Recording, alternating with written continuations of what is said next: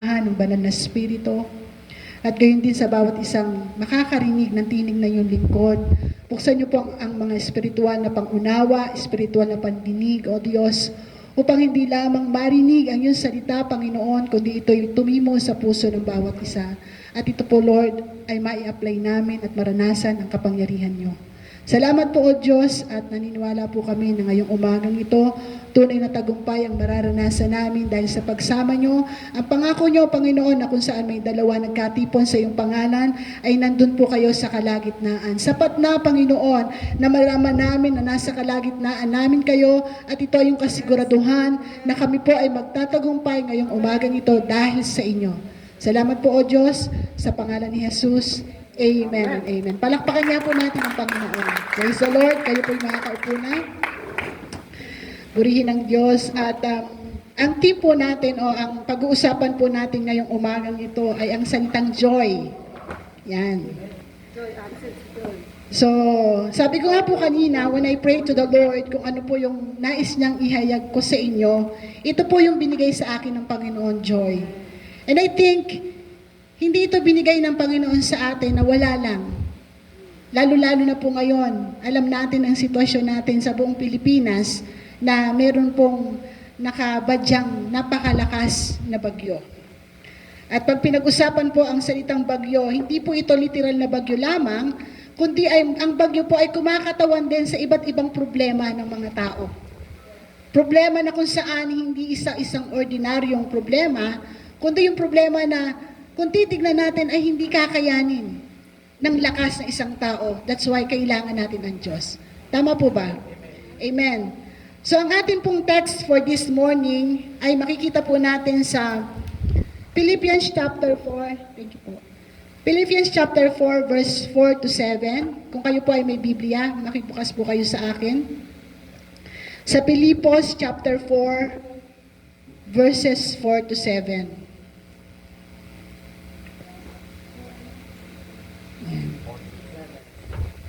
Akin po itong babasahin at kung meron po kayong mga Bible, pakisundan na lang po. Sabi po rito in Philippians chapter 4, verse 4 to 7, Rejoice in the Lord always, I will say it again, rejoice. Let your gentleness be evident to all. The Lord is near.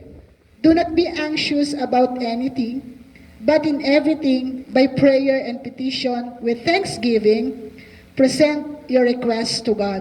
Verse 7, And the peace of God, which transcends all understanding, will guard your heart and your mind in Christ Jesus. Amen. Purihin po pinagpahalang salita ng Diyos.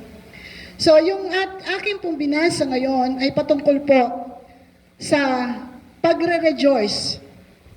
Patungkol po sa kagalakan. At ang nagsalita po rito, ang sumulat po ng Book of Philippians is si Apostle Paul. At sinulat po niya ito sa mga taga-Pilipay at sa mga Kristiyano po hanggang sa kasalukuyan.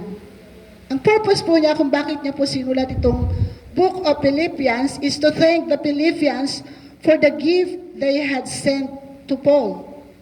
Para po pasalamatan yung mga mananampalataya sa Pilipay dahil sa kanilang ibinibigay na regalo o tulong kay Pablo during the time na siya po ay naglilingkod o nagmimisyon. And also, sinulat po ito ni Apostol Pablo to strengthen these believers by showing them that the true joy comes from Jesus. Are you with me? Amen. Yan. Yung pong pangalawang dahilan ni Pablo, ang pagbibigyan natin ng diin kung bakit niya sinulat itong Book of Philippians. Again, the reason why Paul wrote Philippians ay para po palakasin ang mga mananampalataya sa pamamagitan po ng pagpapakita sa kanila na ang tunay na kagalakan ay nagmumula sa ating Panginoon. Amen? Hallelujah. So ito pong Book of Philippians ay tinatawag po natin na post-joy letter. Yan. Pag sinabing joy letter, sulat ito po ni Pablo sa mga mananampalataya noon hanggang sa ngayon na ang nilalaman ay kagalakan. Kung meron pong love letter, meron din pong joy letter. At ito nga pong Book of Philippians. Amen? Bakit po sinabing itong ay joy letter ni Pablo? Number 1, kasi po dito po sa chapter 1, yung pong kabuuan ng chapter 1 ng Philippians ay joy in suffering. Kung pag-aaralan po natin. Yung chapter 2 ay joy in serving. Chapter 3, joy in believing. And chapter 4 is joy in giving. So makikita natin, 4 po kasi yung chapter ng Book of Philippians. So sa 4 po na yun, pumapaloob po ay palaging joy. That's why ito po ay tinawag na Paul's joy letter. And also, Philippians is a joyful book. Joyful book because it emphasizes the real joy of a Christian life. The concept of rejoicing or joy appears 16 times dito po sa Book of Philippians. Imagine, 16 na beses po na binanggit yung word na joy dito po sa Book of Philippians. Ibig sabihin, talagang binibigyang diin yung joy o kagalakan ni Pablo sa mga Kristiyano. Amen? Amen. Pero, ang tanong, during the time po ba na sinasabi ni Pablo o tinuturo ni Pablo sa mga mananampalataya yung word na joy, ano po ba yung kalalagayan niya? Madali po kasing mag-encourage sa tao o magbigay ng sulat sa tao na ang nilalaman ay puro joy kung yung kalalagayan mo ay joyful. Right? Tama po ba? Kung yung kalagayan mo ay maayos. Madali mong sabihin sa tao yun eh. Madali mo ikwento sa tao. Madali mo i-encourage ang tao na maging joyful kapag ka ikaw mismo, yung sitwasyon mo is talagang kagalak-galak. But again, the question is, ano ba yung kalalagayan ni Pablo during this time na isinulat niya to para sa mga Philippians? Okay? So, si Pablo po, during this time na sinulat niya to, siya po ay nakakulong. At ang dahilan po kung bakit siya nakulong, dahil siya po ay nangangaral ng Biblia. Siya po ay nagtuturo patungkol po sa ating Panginoon. Siya po ay tumatayo sa kanyang pananampalataya kay Kristo. That's the only reason kung bakit po siya nakulong. Ipinakulong po siya ng mga taong against o ayaw sa ating Panginoon. So, ibig sabihin, yung buhay ni Pablo during this time is very unfair. Tama po ba? Parang napaka-unfair na ipakulong ka sa kasalanang nakangaral ka lang naman eh. Sinasabi mo lang naman na si Jesus ang daan at ang totohanan at ang buhay, pero dahil doon, ipinakulong ka. And take note na doon sa kulungan, kung babasahin po natin ang kabuuan ng kalalagayan ni Pablo sa kulungan, hindi po madali. Sa ibang bansa, pagka kulungan, yung iba mas okay sa kulungan kasi maganda yung lugar, yung supply ng pagkain nila, okay. Tama po ba? Tama po ba? So meron po akong naka-sharing, yung aking pong husband, doon daw po sa kanila, ay talagang kapag ka nakakulong, ay maayos. Yung supply, okay na okay. Kaya yung iba, mas gusto pang magpakulong. Right? Pero sa Pilipinas, hindi ganun eh. Ang nakalagay lang sa maayos na sitwasyon ay yung mga merong pera. Nakakalungkot, di po ba? Nasa loob na ng kulungan, pero napapagana pa rin yung pera. Tama po ba? Yung iba naka-aircon, yung iba kung ano-ano yung nagagawa nila sa bahay nila, yun din ang meron sa kanila. Yun nga lang ang difference, hindi sila nakakalabas anytime na gustuhin nila, pero ang totoo po no, nakakapuslit pa rin sila. Alam na natin po yun, di po ba? Pero Pero sa panahon ni Pablo, na pinag-uusapan natin ngayon, according to the Bible, yung kalalagayan niya ay hindi madali. Bukod sa nakakulong siya, nakakadena pa po. Can you imagine na nakakadena ang kamay, nakakadena ang paa, at nakayakap sa poste? Hello? Ganun po yung ginagawa sa kanya. And again, the reason why ay nangaral siya ng patungkol kay Kristo. Are you with me?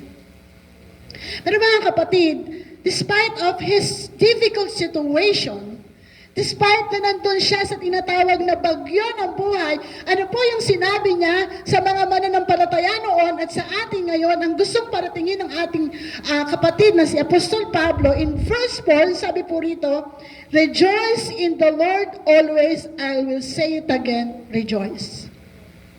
Hallelujah. Hindi po madali na sabihin sa kapwa natin mananampalataya na mag-rejoice pag ikaw mismo, ang sitwasyon mo ay hindi maganda. Wala ka nang makitang dahilan to rejoice. But still, si Pablo po ay nagsalita dito, rejoice in the Lord always. Inulit pa niya, I say it again, rejoice. Sa palagay po natin, bakit po kaya inulit pa ni Pablo yung I say it again, rejoice? Sige nga po. Sa ating pong mga magulang, kapag may sinasabi tayo sa ating mga anak, anong dahilan at inuulit natin yung sinasabi natin? Para ano po? Para matandaan. Di ba ba? Para hindi makalimutan. Ano pa po? Ha? Mga mami. Yan. Sino po mami rito? Wala. Ayan. Paulit-ulit ang mga magulang kasi para palaging napapaalala. Right? At ano pa pong dahilan? Para ma-push yung ating mga anak na gawin kung ano yung pinapagawa natin na alam nating tama at makakabuti para sa kanila. Amen po ba? Okay? So, ganun din po si Pablo. The reason why inulit niya, sabi niya rito, rejoice in the Lord always. I will say it again, rejoice. Para hindi natin makalimutan ang dapat nating unang-unang gawin kapag meron tayong bagyo sa ating mga buhay. Kapag meron tayong mga difficult situations sa ating mga buhay, huwag nating kaliligtaan kung ano yung tamang response. Again, ang sabi po ni Apostol Pablo, rejoice in the Lord. Amen. Kanino po tayo magre-rejoice? Kay Lord. Kasi madalas, hinahanap po natin ang pagre-rejoice sa ibang bagay, sa ibang tao. That's why we fail. Amen? Kaya nadi-disappoint tayo eh. Madalas nadi-disappoint tayo kasi hinahanap natin sa tao. Hinahanap natin sa bagay. Hinahanap natin sa lugar. Hinahanap natin sa mga material things. Pero mga kapatid, I want you to know na ang joy na kailangan natin nanggagaling po sa ating Panginoon. Pwede po ba nating palakpakan ang ating Diyos? Amen. Hallelujah. So, sabi rito, rejoice in the Lord. Kailan daw po? Always. Sabihin nga po natin, always. Always. Yan. Pag sinabing always, sa Tagalog, palagi, ibig sabihin, hindi ka magre-rejoice dahil maganda lang ang sitwasyon mo. Amen. Ang sabi po dito, always, ibig sabihin maganda o hindi maganda ang sitwasyon mo, rejoice in the Lord. Kaya maraming mga tao, sinisisi ang Diyos kasi sa iba po idinedepend ang kanilang kagalakan. Ilang araw po ang nakakaraan, meron po akong nakausap na kamag-anak na talagang yung situation niya is sobrang hindi maganda. At doon sa conversation namin ay sinisisi niya ang Diyos. Bakit daw may mayaman? Bakit may bobo? Sorry for the term. Bakit daw merong matalino? Bakit daw unfair ang Diyos? So in short, dun sa kalalagayan niya, talagang dumating sa punto na sinisisi niya ang Diyos. And I thank God dun sa opportunity na yon na ma-encourage siya at ma-share ko sa kanya ito ring verse na to. Na makita niya na sa bawat problema na meron tayo, we need to rejoice in the Lord. Pag sinabi kasing rejoice in the Lord, you are depending your situation to our God. Amen? Idinedepend mo yung kalalagayan mo hindi sa sarili mong lakas, hindi sa ibang tao, kundi sa Diyos mismo. That's the reason why kapag you depend your situation to the Lord, hindi mo namamalayan na yung inner joy and peace nagpo-flow sa iyo eh. Tama po ba? Na kahit na wala ka ng reason to thank God, masasabi mo pa rin, salamat Lord for your goodness and your faithfulness. Amen. Hallelujah. Okay, ngayon tingnan po natin. Ano po ba yung pagkakaiba ng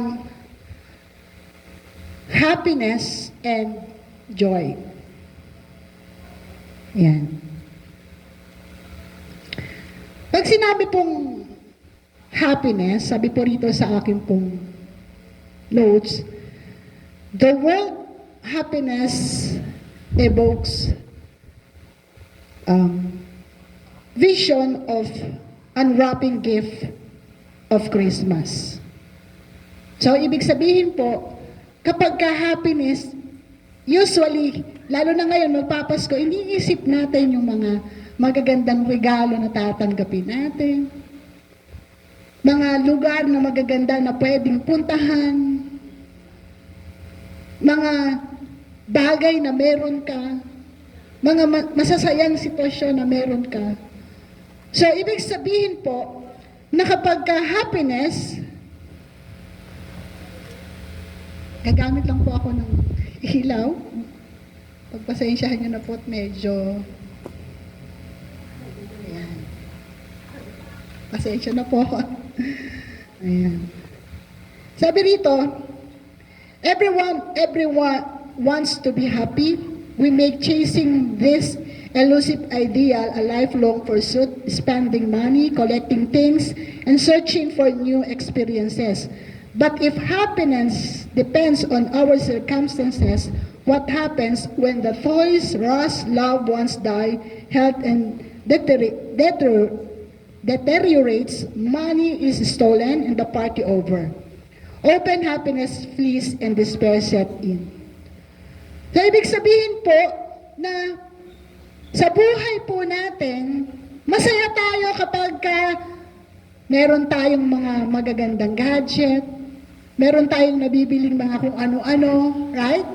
Marami tayong pera, yung pamilya natin buo. Pero paano nga kung wala na yung mga bagay na yon, masaya ka pa rin ba? Sasaya ka pa rin ba? So, ibig sabihin po, happiness depends on happening, but joy depends on Christ. Nakuha po ba natin?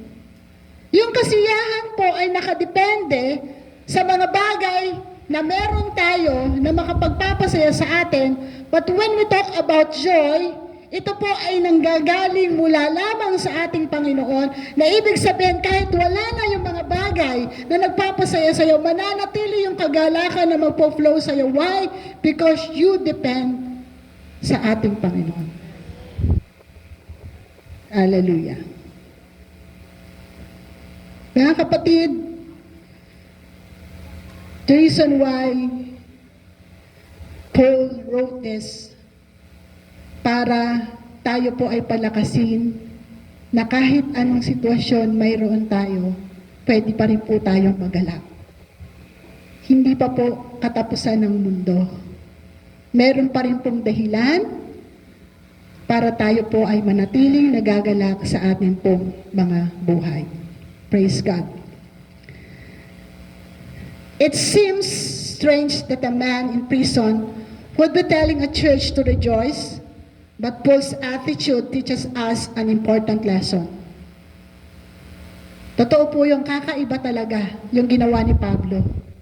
Na kahit siya po ay nasa prison, nagawa pa rin po niya na i-encourage ang mga tao to rejoice in the Lord. Palagi.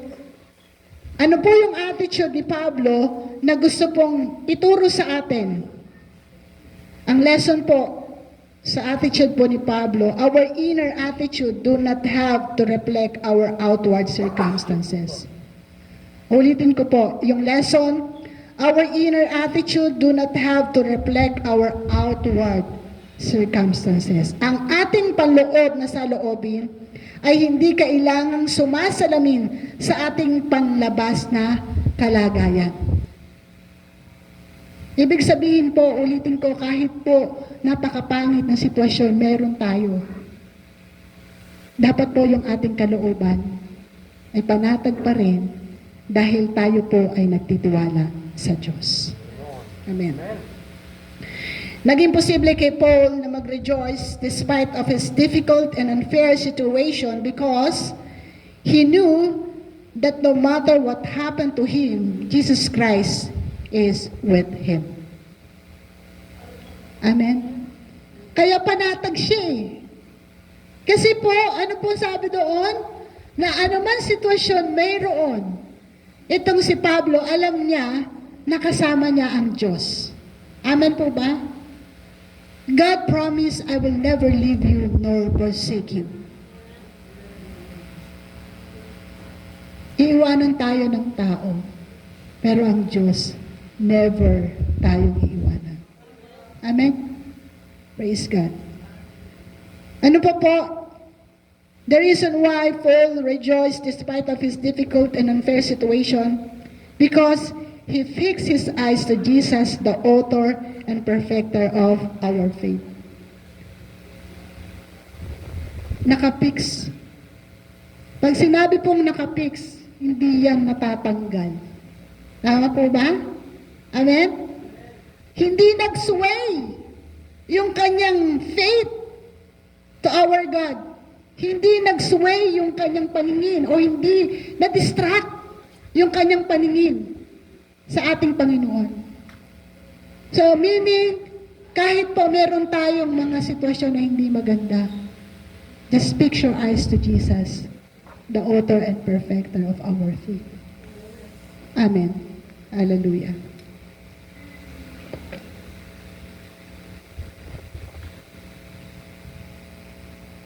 Praise God.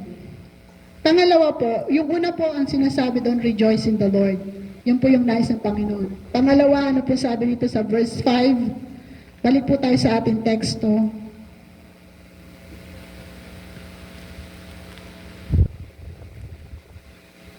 Verse 5. Let your gentleness be evident to all, the Lord is near. So ano po sabi ron? Be gentle. Let your gentleness be evident to all. Dapat nakikita daw ng lahat yung gentleness natin. Amen. So be gentle to all. Pag sinabing all, wala kang pipiliin. Kahit yung mga kainis-inis ng mga tao, hello? Tingnan nyo nga po yung katabi nyo. Ayan. Wala lang, tingnan nyo lang po. Yun po yung sinasabi ng Bible na be gentle to all. Hindi dun sa mga tao lang na gusto mo, hindi dun sa mga tao lang na mabait sa'yo, Hindi sa mga tao lang na naibibigay yung gusto mo. Even sa mga taong nagkokos ng problema, ng sakit ng ulo, at ng kung ano pang negative vibes sa'yo. Sabi ng Bible, be gentle to all. Amen po ba? Why? The Lord is near. Ano po yung near na tinutukoy dito? Kung babasahin po natin sa Greek, ang tinutukoy po doon yung pagbabalik ng ating Panginoon. Pero in-emphasize po doon na yung near na sinasabi rito ay yung ang Diyos natin ay nasa atin. Amen? Hindi malayo ang Diyos. Be gentle. Hindi malayo ang Diyos. Andyan lang ang Panginoon. Ibig sabihin, kaya mong maging gentle sa iba dahil ayan lang si Lord. Are you with me? Pero pag nawala sa isip natin at ang akala natin ang Diyos ay malayo, kahit hindi ka yamot-yamot, ang dali nating mayamot. Ano po ba? Iba napapangiti, I don't know why. Amen? So sabing ganun, be gentle to all. Anong ibig sabihin ng gentleness? Or, gentleness, be evident to all, be reasonable, fair-minded, and charitable.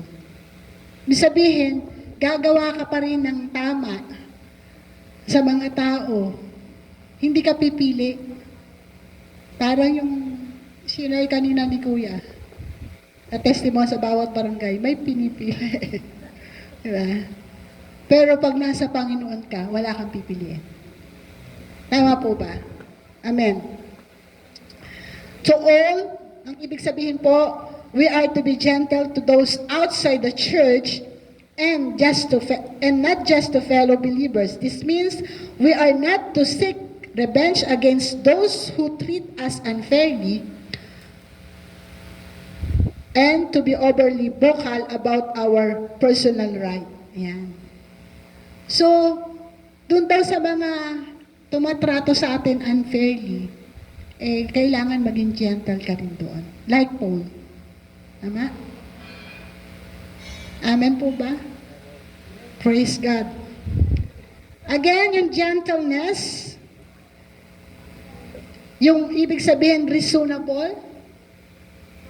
Imagine ine-encourage tayo ni Pablo na maging gentle, nang ibig sabihin doon sa original is yung reasonable. Wala na nga siya makitang dahilan. Napaka-unreasonable nila kay Pablo, right? But still, gusto pa rin ni Pablo na maging gentle tayo kahit unreasonable na. Tayo pa rin ang magbibigay ng dahilan. Nakukuha po ba natin? Kung hahanapin pa rin natin yung dahilan, bakit kinakailangan natin maging gentle sa kanila? Hahanapin pa rin natin. At kahit wala tayong mahanap, dahil alam natin, the Lord is near and not prison to become gentle to all. Palakpakan niya po natin. Ayaw po ba? No prison yun eh. Hindi mo nakakalkalin pa o hanapin pa sa tao, ano bang dahilan ko para maging gentle ako dito? Wala akong makita. Pero dinugtong ni Paul, the Lord is near. Wow. Again, enough reason to be gentle. Kasama mo ang Diyos. Amen. Ang Diyos ay nasa sayo. Praise God. Hallelujah. Okay. Pangatlo, verse 6. Ayan. Naliligaw ako. Ayan. In verse 6, sabi dito, do not be anxious about anything, but in everything, by prayer and petition with thanksgiving, present your requests to God. Hallelujah. So obviously, merong hindi magandang sitwasyon ang mga mananampalataya sa Pilipay kung bakit ito isinulat ni Pablo. Amen? Kasi dito sinasabi ni Pablo na, do not be anxious about anything. Do not be worried about anything. Ibig sabihin, merong sitwasyon naka-worry-worry. Nagagets po natin? Pero ang sabi ni Pablo, do not be anxious. Parang ang hirap naman na meron kang sitwasyon naka-worry-worry at parang napaka-imposible na hindi ka mag-worry. Alam po ba natin bilang tao, yun po yung initial reaction ng tao kapag meron tayong difficult situation, mag-worry. Right? Katulad ngayon, sabi sa news, yung bagyo daw po na paparating ay mas malakas pa kay Christine. Tama?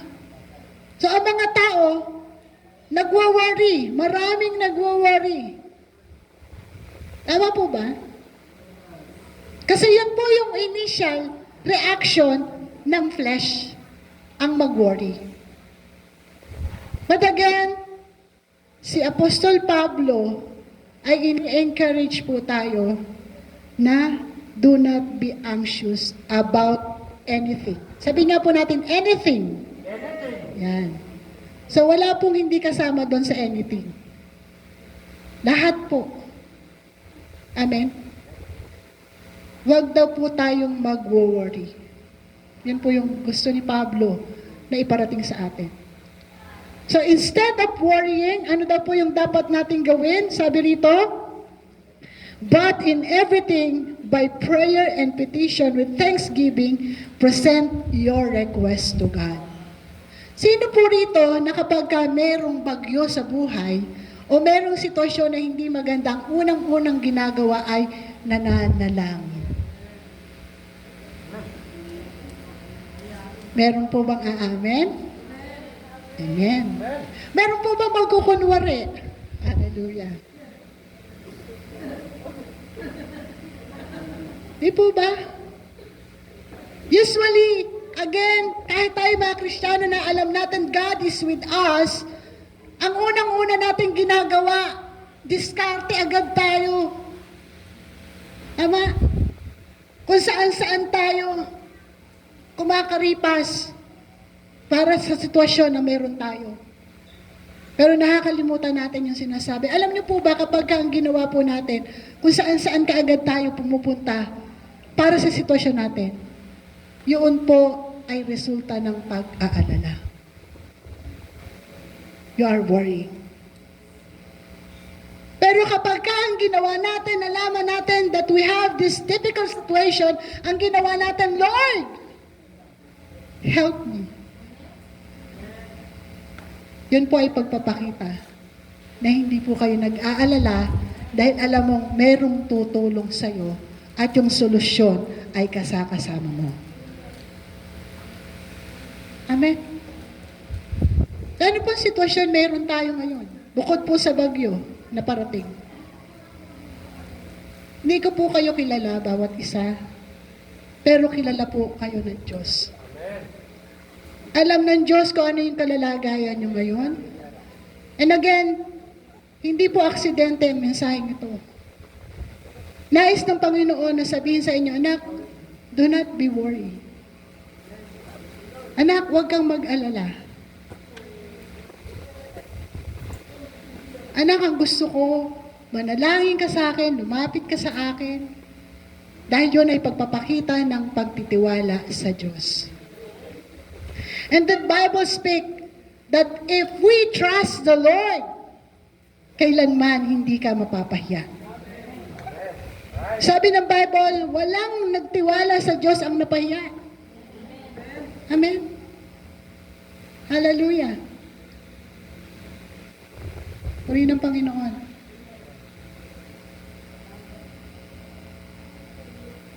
The Spirit of God is speaking right now. Actually, ang dami kong sinulat dito. But I want the Spirit of the Lord to speak to you directly.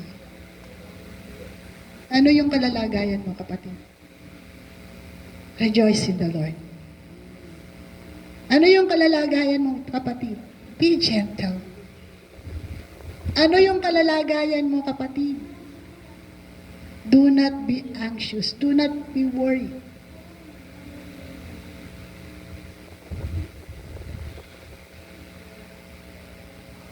At dito po, sa ating pong binasa, makikita po natin yung resulta. In verse 7, sabi po rito, and the peace of God which transcends all understanding will guard your heart and your mind in Christ Jesus. And that is joy. Amen.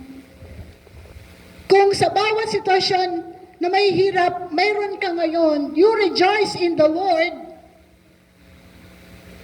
at ikaw ay gentle, at hindi ka nag-aalala, ang sabi rito, ang pangako ng Diyos, hallelujah, and the peace of God will transcend all understanding, will guard your heart and your mind in Christ Jesus. Ano pong ibig sabihin ng transcend? Sabi pong ganon, ang ibig sabihin ng transcend is to surpass, to excel. Amen? So, ibig sabihin, again, kung ikaw ay magre-rejoice in the Lord, at ikaw ay gentle, at hindi ka mag-aalala, ang sabi dito ng Panginoon, yung kapayapaan ng Diyos. Amen. Kapayapaan po ng Diyos, the peace of God, which transcend. Amen. Pag sinabing transcend, to surpass. Amen. Yung kapayapaan na yon ang tutulong sa'yo para malagpasan mo yung pangit na sitwasyon na meron ka at mananatili ka pa rin payapa dahil ang Diyos ay kasama mo at yun ay kagalakan. That is joy. Sige po, palakpakan natin ng Lord. Hallelujah.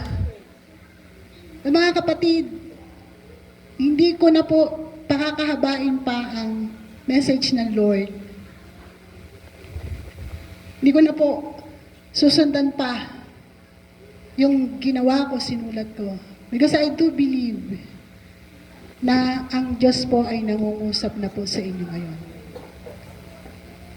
Gusto po ng Panginoon na tanggalin tayo sa pangit na kalalagayan. Tulungan tayo. Gusto niya pong nagagalak pa rin tayo. Ano mang sitwasyon mayroon tayo ngayon. Amen po ba? Lastly po, gusto pong sabihin sa inyo ang meaning of joy. Joy is the quiet, confident assurance of God's love and work in our lives. That He will be there no matter what. Amen. Yun po yung resulta kapag po tayo ay buong-buong nagtitiwala sa Diyos. Again, hindi po madali. Nasabihin, kapatid, rejoice in the Lord. Kapag ikaw mismo, meron kang pinagdadaanan hindi maganda. But thank God, our God is faithful. Amen. Pag sinabi niyang, I will never leave you, nor forsake you, yun na siya. Amen. Kaya kung meron ka, ulitin ko mabigat na sitwasyon ngayon, always remind yourself, I will rejoice in the Lord. Amen. I will rejoice in the Lord. Sige nga po, sino po yung merong kalalagayan ngayon na hindi maganda? Sabihin mo nga po sa sarili nyo, I will rejoice in the Lord. Hallelujah. Sige po, tayo pong lahat ay tumayo. And we will rejoice in the Lord. Hallelujah. Hindi po nagbago ang ating Diyos kailanman.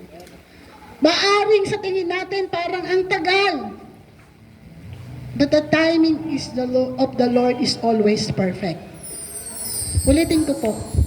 Maaring sa tingin natin parang ang tagal. Lord, ang tagal ko na sa ganitong sitwasyon eh. But the question is, nag-rejoice ka ba kay Lord? O nagreklamo ka kay Lord? Nag-rejoice ka ba kay Lord o question mo si Lord? Baka ang dahilan kung bakit hanggang ngayon nandyan ka pa rin. Kasi yung attitude mo towards God. Are you with me? Hallelujah. So again, kapatid, anumang sitwasyon mayroon ka ngayon, I want to encourage you, rejoice in the Lord. Pwede po bang awitin natin yung unang worship natin kanina, yung pagpapasalamat sa Diyos? Ano man sitwasyon meron ka ngayon, magpasalamat ka sa Panginoon. Rejoice in the Lord. And I'm telling you today, hindi aksidente na ito yung message ng Lord ngayon. Nais ng Panginoon na mag-rejoice ka, kapatid. Nais ng Panginoon na ma-overcome mo yung sitwasyon mo. Kasama siya. Hindi ka nag-iisa. Hallelujah. Oh, we worship you, Lord. Hallelujah.